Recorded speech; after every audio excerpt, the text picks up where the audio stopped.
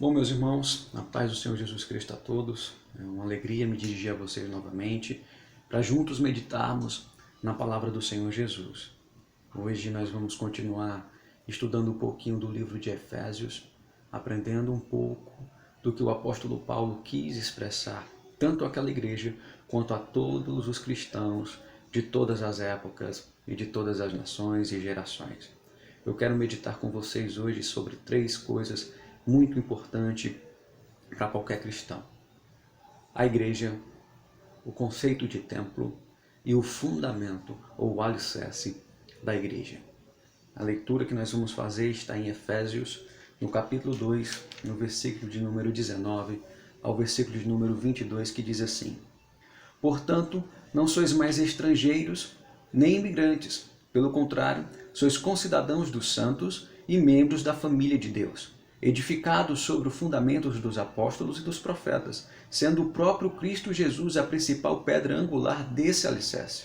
Nele, o edifício inteiro, bem ajustado, cresce para ser um templo santo no Senhor, no qual também vós, juntos, sois edificados para a morada de Deus no Espírito.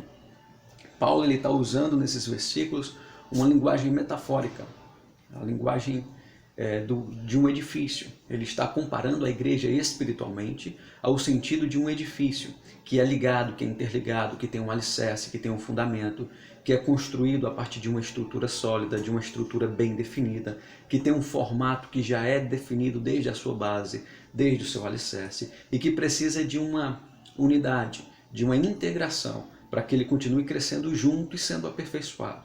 E esse edifício, que é a igreja, é edificado, é construído pelo próprio Deus. Quem dá a base, quem dá o alicerce deste edifício, quem dá o seu formato, a sua estrutura e o seu propósito é Deus, o construtor, o grande arquiteto, aquele que projetou este edifício. E este edifício ele tem um fundamento, ele tem um alicerce que já foi posto, que já foi lançado e que não cabe a ninguém modificar ou lançar alicerces novos. Esse alicerce que já está lançado é no qual toda a igreja, todo o edifício é fixado, é edificado e pode crescer. E ele vai falar que o propósito desse edifício, dessa coletividade, que é a igreja, no versículo 22 ele vai dizer, olha, no qual também vós, juntos, sois edificados. Para quê? Para ser morada de Deus no Espírito. Então o propósito pelo qual Deus constitui a igreja e a edifica em cima de um alicerce sólido é para que ela venha a ser o seu tabernáculo, a sua morada, a sua habitação. A igreja, no sentido que é empregado aqui, é o sentido espiritual, de comunidade dos fiéis, de todas as gerações, de todas as nações e denominações, de todas as épocas, aqueles que fielmente seguem e servem a Cristo. O interessante é que esse conceito de templo, e algumas traduções vai vir justamente isso, na minha, que é a King James atualizada, ele traz o texto como morada de Deus no Espírito. Em algumas outras traduções vai trazer como templo de Deus no Espírito. A palavra templo, no seu sentido, tanto no grego quanto no latim antigo, ela tinha o sentido de local de Deus, ou de lugar da habitação de Deus, ou de portal para os deuses. É nesse sentido que Paulo traz essa metáfora, não só nesse texto aqui de Efésios, mas também no texto que ele escreve, que é um texto muito conhecido, na carta aos Coríntios, na primeira carta, no capítulo 3 e no versículo 16, e também no capítulo 6 e no versículo 19. Os dois versículos, eles têm uma escritura muito semelhante. Ele vai dizer, vós sois templo e morada do Espírito Santo, sois santuário do Deus Altíssimo. Só que no versículo 16 do capítulo 3, Paulo está se referindo a todos os cristãos em conjunto, ele está se direcionando à igreja, ele está falando, vocês igreja, vocês juntos, vocês comunidade dos fiéis, vocês são templo e morada do Espírito Santo.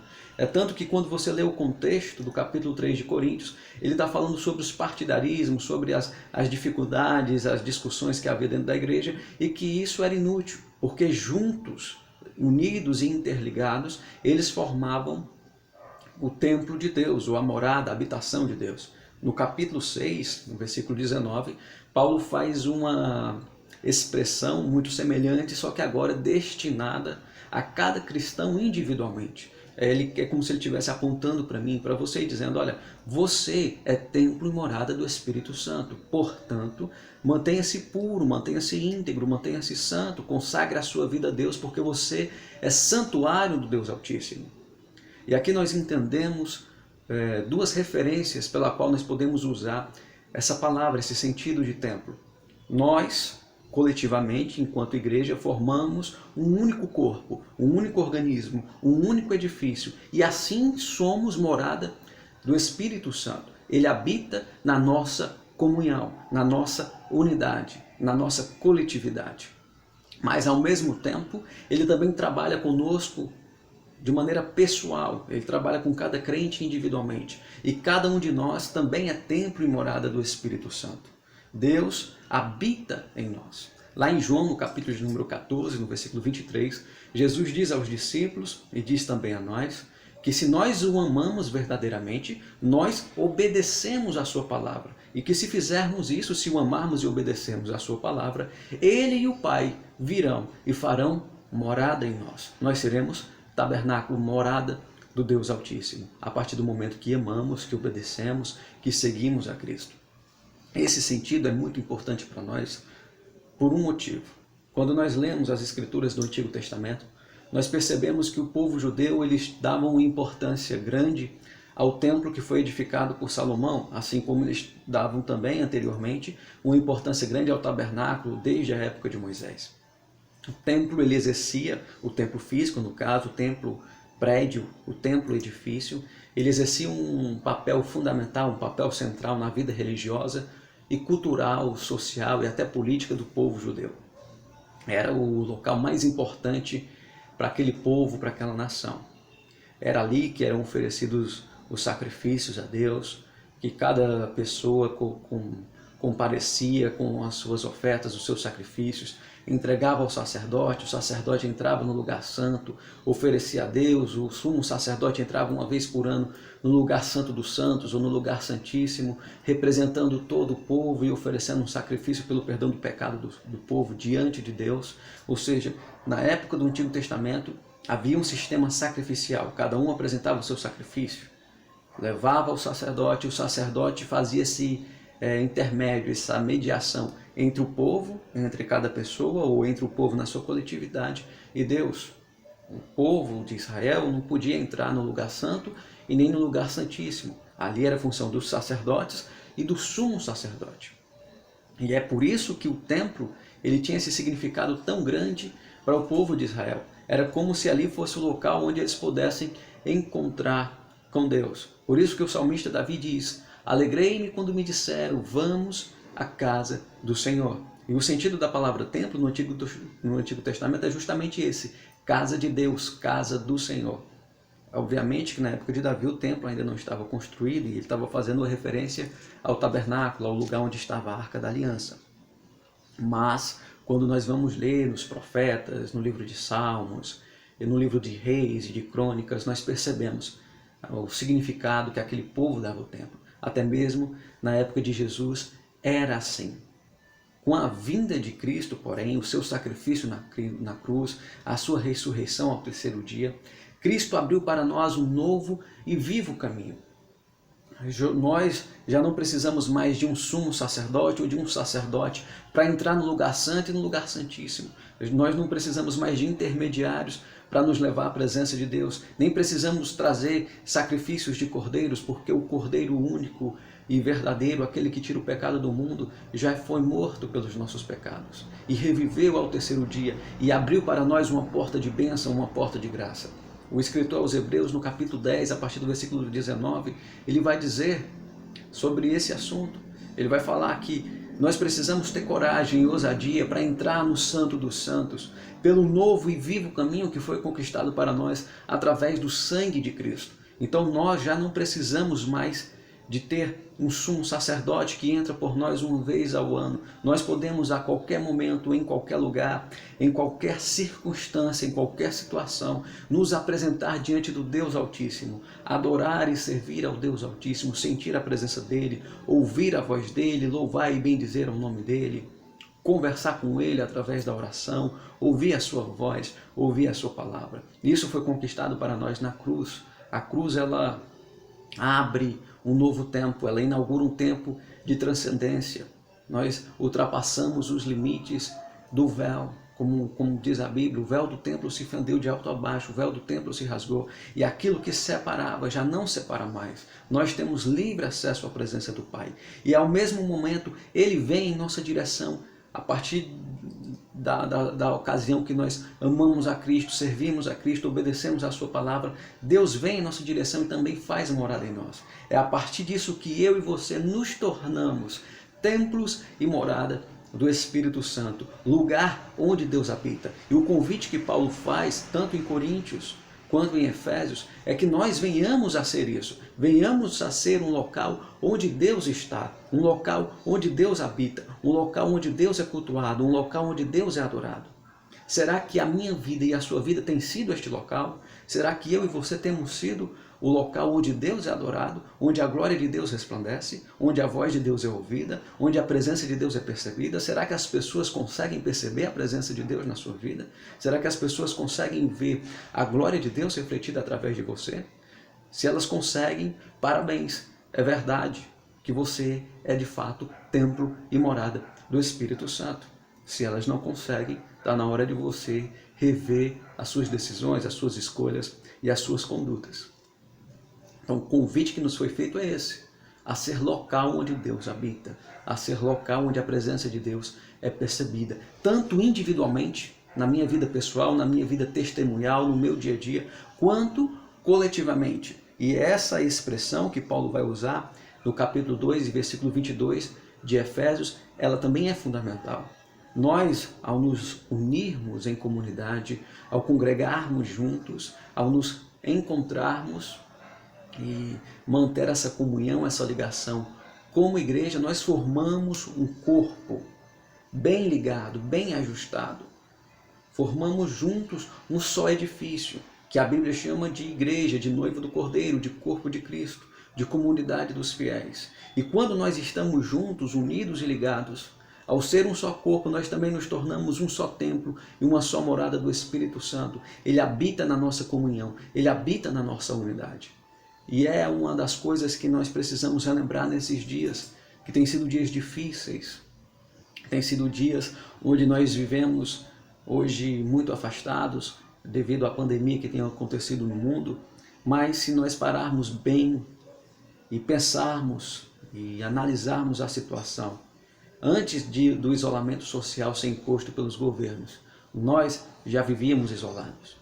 Nós já vivíamos separados uns dos outros, mesmo frequentando o mesmo templo edifício no caso, mesmo frequentando os mesmos locais, mesmo estando junto, participando de reuniões e de cultos, nós vivíamos isolados. Vivíamos na nossa individualidade, preocupado conosco mesmo, centrados no nosso egoísmo. E eu acho que esse momento no qual nós somos privados das nossas reuniões, dos nossos encontros, deve nos fazer pensar se de fato o isolamento já não vinha acontecendo há muito tempo. E nós, enquanto cristãos, não fomos chamados para viver sozinhos, nós somos chamados a integrar uma comunidade, uma família. É o que Paulo fala no versículo 19, olha o que ele diz: portanto, vocês já não são mais estrangeiros, nem imigrantes, vocês não são peregrinos andando sozinhos por aí. Pelo contrário, vocês são concidadãos dos santos. Em outras palavras, vocês fazem parte da mesma comunidade dos santos, da mesma cidadania.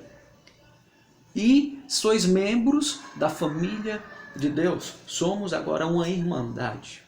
E aqui nós vamos retirar e refletir o contexto e o sentido da palavra igreja. A palavra igreja, no sentido bíblico, traz o conceito de assembleia, de reunião, de ajuntamento, de congregação. A palavra igreja em grego é eclésia, e é a palavra que é empregada no Antigo Testamento para se referir a reuniões, como lá no livro de Eclesiastes, e no Novo Testamento ela é empregada para se referir ao ajuntamento dos fiéis com o propósito de adorar a Deus. É uma palavra que aparece cerca de 114, 115 vezes no Novo Testamento. E em todas as vezes que ela aparece com o sentido de coletividade. Quer fosse uma assembleia comum para discutir algum assunto jurídico da cidade, alguma coisa que estava em debate, quer fosse no ajuntamento dos fiéis. Quando é usada a palavra igreja ou a palavra assembleia no Novo Testamento, ela é usada no contexto de coletividade. Porque é impossível haver uma assembleia de um homem só. É impossível você ter uma reunião, e me perdoe por assassinar o português, é impossível você ter uma reunião de você com você mesmo. Não existe. Não existe a igreja de um homem só, a reunião de um homem só, a assembleia de um homem só. Por que eu estou dizendo isso? Porque tem sido frequente nós ouvirmos na atualidade a expressão "eu sou a igreja". Eu já vi isso em camisetas, em bonés, já vi como slogans de eventos, de congressos, de pregações. E essa afirmação, se você for pegar pela Bíblia, ela está errada. Eu não sou a igreja sozinho. Ninguém é a igreja sozinho. Nós somos a igreja juntos. E olha o que Paulo fala no versículo 22. Na qual também vós juntos, ele frisa, juntos sois edificados para a morada de Deus no Espírito. Nós fomos chamados a viver uma comunhão com os nossos irmãos. Uma unidade de vários membros que formam juntos um só corpo, um só edifício, que é edificado e é fortalecido pelo próprio Deus, pelo próprio Cristo. Eu sei que às vezes você pode estar isolado no local, você pode ser o único cristão da sua família, do seu bairro, da sua cidade, até do seu país. Mas isso não significa que você esteja sozinho. Além da companhia do Pai, do Filho e do Espírito Santo, há vários outros cristãos espalhados sobre a terra, orando e buscando a presença de Deus igual a você. Você não está sozinho. Você faz parte de uma comunhão, de uma comunidade. E quando você se sente parte de algo maior do que você, de algo maior do que a sua individualidade, de algo que é transcendente, que é eterno, que é inabalável, que é indestrutível, como é a igreja, você se sente mais forte, você se sente melhor. Você entende que apesar de qualquer dificuldade que você esteja passando, existem outras pessoas que estão na mesma caminhada que você, estão na mesma jornada que você. E isto é a igreja. A igreja, ela não é um prédio, um edifício, numa rua, num bairro, numa cidade. Ela é uma comunidade de pessoas, de todas as gerações, de todas as épocas, de todas as nações e de todas as denominações. De fato, as pessoas que fielmente servem a Cristo, que seguem a sua palavra, que amam verdadeiramente a Cristo, esses são os discípulos de Cristo e estes formam juntos a igreja. A igreja é composta pelo Paulo, Pedro, João, Estevão, o Filipe, lá da Bíblia Sagrada, mas também por mim, por você, pelo que está lá na China sofrendo perseguição, pelo que está lá no Oriente Médio, pelo que está lá na Rússia, na Europa, nos Estados Unidos ou em qualquer outro país do mundo. Nós juntos formamos a igreja. Esse edifício único que, bem ajustado, interligado, cresce na presença do Deus Altíssimo. Nós não podemos perder esse conceito de comunidade ou de coletividade que é a igreja, porque senão nós vamos nos tornar desigrejados. E vamos achar que não precisamos mais uns dos outros, que não precisamos mais de pastores, que não precisamos mais do ensino bíblico, que não precisamos mais congregar. E a Bíblia nos repreende quando nós pensamos dessa forma. Lá em Hebreus, ainda no capítulo 10, ele diz, olha, não deixei de congregar como é costume de alguns. Se nós formos trazer para o conceito que nós estamos analisando hoje, é como se o escritor de Hebreus estivesse dizendo, olha, não deixei de se reunir como igreja, como é costume de alguns. O conceito de igreja é um conceito que se refere a pessoas, não necessariamente a locais. Quando os cristãos estão reunidos, eles são igreja. Não importa se é no templo físico, não importa se é na casa de alguém, não importa se é na praça pública, se é no monte, se é debaixo de um pé de juazeiro. Se nós nos reunimos juntos com o propósito de adorar, de cultuar, de servir a Deus, ali está a igreja do Senhor Jesus. Ali está a igreja de Cristo, ali está o corpo de Cristo, a noiva do Cordeiro, que é eterna e inabalável. Ali está a presença de Deus, porque Deus habita no meio de nós, no meio da nossa comunhão, como eu já disse anteriormente. Aí muitos podem pensar, então não precisa-se de um templo, de um edifício, de um espaço físico. Negativo, negativo. Ter templos, como prédios, como edifícios, é um privilégio nosso. E nós temos que agradecer e louvar a Deus por isso. E aproveitar cada oportunidade que nós tivermos de estarmos juntos no templo cultuando a Deus. O templo, mais do que um simples edifício com 4 paredes, ele é um símbolo, um marco da nossa fé, no local onde nós habitamos. Por isso que ele tem uma importância muito grande. Eu não quero me concentrar nesse ponto, porque daria uma discussão muito ampla, mas eu quero que você reflita a importância que alguns cristãos, sobretudo na Idade Média, deram na construção de templos. Existem templos que levaram décadas e séculos para serem construídos. Que se você for olhar a edificação, aqueles homens se preocuparam não apenas com os detalhes que as outras pessoas poderiam ver, mas com muitos detalhes que estavam ocultos e que os visitantes do templo não conseguiriam nem mesmo perceber. Quando nós lemos sobre a arquitetura, sobre a história dessas igrejas, desse templo, e inclusive sobre o templo de Jerusalém, nós percebemos o perfeccionismo, a riqueza de detalhes, o quanto eles se esforçaram e se dedicaram para fazer o melhor que eles podiam fazer. E fizeram obras grandiosas, suntuosas. E uma coisa diferente, os templos da antiguidade, eles não eram construídos pensando no conforto das pessoas, mas eram construídos pensando na representação do divino. Deus é grande, Deus é poderoso, então nós precisamos fazer o maior templo possível, o mais belo possível. E quando você vai olhar esses templos antigos, não ofereciam conforto nenhum para as pessoas, mas demonstravam uma grandeza e uma suntuosidade muito grande. Mas isso é um outro tema, a gente vê depois. O que eu quero que nós concentremos hoje é o sentido espiritual da palavra templo e da palavra igreja.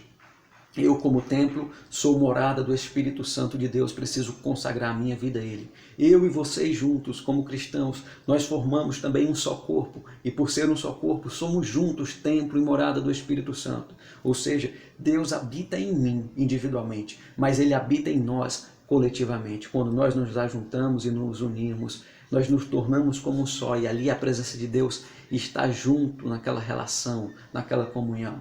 Juntos, na coletividade, nós formamos a igreja, o corpo de Cristo, a noiva do Cordeiro. E essa igreja, ela é eterna, ela é inabalável, indestrutível. Lá em Mateus, no capítulo 16, no versículo 18, Deus diz, Jesus Cristo diz: eu edificarei a minha igreja e as portas do inferno não prevalecerão contra ela. Quando a palavra inferno é usada nesse texto, ele está falando de uma referência ao Hades, ao mundo dos mortos. É como se Jesus estivesse dizendo: olha, eu vou edificar a minha igreja, a minha comunidade de fiéis, o meu corpo, e o inferno, a morte, a sepultura, não vai prevalecer contra a minha igreja. Em outras palavras, o que Jesus está falando é aquilo que ele fala lá em João, no capítulo 11.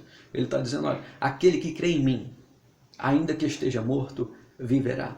No capítulo 16, versículo 18 de Mateus, Jesus já está profetizando sobre a ressurreição, sobre o arrebatamento da igreja. Ele está dizendo que, ainda que um cristão venha a morrer, ele não deixa de ser igreja, ele continua pertencendo à igreja, porque a morte ela não vence a igreja, porque ainda que um cristão morra, ele vai ressuscitar para ter um encontro com Cristo. Porque assim como Jesus Cristo, que é o cabeça da igreja, é eterno, a igreja, que é o corpo de Cristo, também é eterna. Assim como Jesus Cristo vence, a igreja também vence. Assim como Jesus Cristo hoje desfruta do céu de glória, um dia, no momento certo, a igreja também desfrutará do céu de glória. Nós estamos destinados àquilo que Cristo preparou e reservou para nós. Se Cristo, como cabeça da igreja, está no céu e vai passar a eternidade lá, a igreja, no momento certo, vai se encontrar com Ele e também vai passar a eternidade com Ele. Se Cristo saiu vitorioso e vence, a igreja também vence. Por isso que nós precisamos ter essa confiança inabalável no nosso Senhor.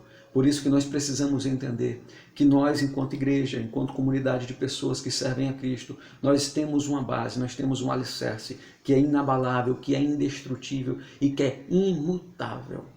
E quem é essa base, quem é esse alicerce? Cristo. Como diz o apóstolo Paulo em Efésios 2:20, edificados sobre o fundamento dos apóstolos e dos profetas, sendo o próprio Cristo Jesus a principal pedra angular desse alicerce. Então a igreja, a comunidade de fiéis, a cristandade, o cristianismo, ele tem uma base, ele tem um fundamento, ele tem um alicerce, Que alicerce é esse? É aquilo que nos é ensinado através dos profetas e dos apóstolos. E aonde é que está contido esse ensino dos profetas e dos apóstolos? Está contido aqui, ó, na Bíblia Sagrada. Aqui está a palavra de Deus, inspirada, autorizada, inerrante, infalível, a nossa regra de fé e de prática, que nos foi repassada através dos santos apóstolos e dos santos profetas, no Antigo Testamento e no Novo Testamento. Ninguém pode alterar essa palavra, ninguém pode fugir dessa palavra. A igreja é fixada nela. E essa palavra ela tem um centro, ela tem um foco, ela tem uma pedra fundamental, uma pedra de esquina, uma pedra angular. Quem é o centro, quem é o foco, quem é que dá sustentação para essa palavra? É Cristo. Por isso que o apóstolo fala, olha, vocês estão como igreja, como edifício do Senhor, edificados por Deus, vocês estão construídos sobre um alicerce. Quem é esse alicerce? Aquilo que foi ensinado pelos profetas e apóstolos, que está contido na Bíblia Sagrada. E quem é a pedra principal, a pedra angular deste alicerce? Aquele que dá o sustentáculo para tudo, que define tudo, que é o centro, que é o foco de tudo? Jesus Cristo, a principal pedra. A Bíblia vai dizer que Jesus é a pedra angular, a pedra de esquina, ou a pedra fundamental que os construtores rejeitaram, mas que Deus resolveu, por sua glória, fazer dele a pedra na qual a igreja é erguida, na qual a igreja é edificada. Vamos ler lá em Pedro, 1 Pedro, capítulo de número 2, no versículo 4 ao versículo 7. Olha o que o apóstolo Pedro fala. Achegando-vos a ele, a pedra viva, rejeitada pela humanidade, mas eleita e preciosa para Deus, vós também, como pedras vivas, sois edificados como casa espiritual, com o propósito de ser de sacerdócio santo, oferecendo sacrifícios espirituais aceitáveis a Deus, por meio de Jesus Cristo. Portanto, assim está registrado na Escritura: eis que ponho em Sião uma pedra angular, escolhida e preciosa, e aquele que nela deposita sua confiança jamais será envergonhado. Assim sendo, para vós os que credes, ela é preciosa, mas para os que não creem, a pedra que os construtores rejeitaram tornou-se a principal, a pedra angular. Então Jesus Cristo, ele é o fundamento básico da igreja. A igreja cresce em Cristo, a partir de Cristo, como diz o apóstolo Paulo em Romanos, porque dele, por meio dele e para ele são todas as coisas. Então a igreja é edificada em Cristo, por Cristo e para Cristo. Ele é o fundamento principal. E em cima desse fundamento principal, dessa pedra de esquina, vem um alicerce, construído com pedras fortes e resistentes, que são os ensinos dos apóstolos, que é centrado em Cristo, e a palavra dos profetas, que apontava e era direcionada para Cristo. E é por isso que nós temos o nosso cânone bíblico. A Bíblia Sagrada, como nós chamamos, ela é um conjunto de livros que expressa a palavra de Deus. E o seu centro, o seu foco é em todo momento Jesus Cristo. Então, por isso que nós trazemos a Bíblia Sagrada como um dos fundamentos da igreja, juntamente com Cristo. É através da luz da Bíblia, da luz do Senhor Jesus Cristo, que nós caminhamos, que nós construímos nossa vida, que nós construímos nossas famílias, que nós edificamos as nossas igrejas locais em nossas cidades, e que a igreja no sentido comunitário, a igreja no sentido universal, no sentido total, no sentido amplo da palavra, também é edificada e fortalecida em Cristo. Não cabe a mim nem a você lançar alicerces novos ou fundamentos novos, nem mudar os que já existem, mas apenas construir a nossa vida neles. Tem uma palavra que Paulo fala em 1 Coríntios, no capítulo de número 3, versículos de número 10 e 11. Carta de Paulo aos Coríntios, capítulo de número 3, versículos de número 10 e 11. O apóstolo diz o seguinte: segundo a graça de Deus que me foi outorgada, eu, como prudente construtor, lancei o alicerce e outro está edificando sobre ele. Entretanto, reflita bem cada um como constrói, porque ninguém pode colocar outro fundamento além daquele que já está posto, o qual é Jesus Cristo. Ninguém pode lançar outro fundamento na igreja a não ser Cristo. Ninguém pode modificar o que já existe, porque ele é Cristo e Cristo é imutável. Nós precisamos entender isso, porque ao longo da história da igreja, e mesmo nos dias de hoje, muitos homens têm surgido, tentando modificar as bases, os alicerces da igreja, tentando lançar fundamentos novos. E nós não podemos seguir após estes homens, mas precisamos estar firmados em Cristo e na sua palavra, porque Cristo e a sua palavra permanecem para todo sempre. E aqueles que estiverem em Cristo e estiverem firmados na sua palavra, também permanecerão para todo sempre. Como Jesus disse à igreja em Apocalipse, aquele que for fiel até o fim, até a morte, herdará a coroa da vida, herdará a vida eterna. Então a palavra que eu deixo a vocês hoje é que sejam fiéis em todas as circunstâncias e em todos os momentos, que construam a vida de vocês em cima da palavra de Deus, em cima desse alicerce que é Jesus Cristo, e não há outro. A igreja é eterna porque ela é firmada no alicerce eterno, e esse alicerce é Jesus Cristo. Então, resumindo tudo o que foi dito, nós juntos formamos a igreja como um edifício único, bem ajustado, interligado, unido pelo sangue de Cristo, pelo sacrifício de Cristo na cruz, pela presença do Espírito Santo. E o nosso fundamento, o nosso alicerce é o próprio Jesus Cristo e a sua palavra que nos foi ensinada através dos apóstolos e profetas e que está contida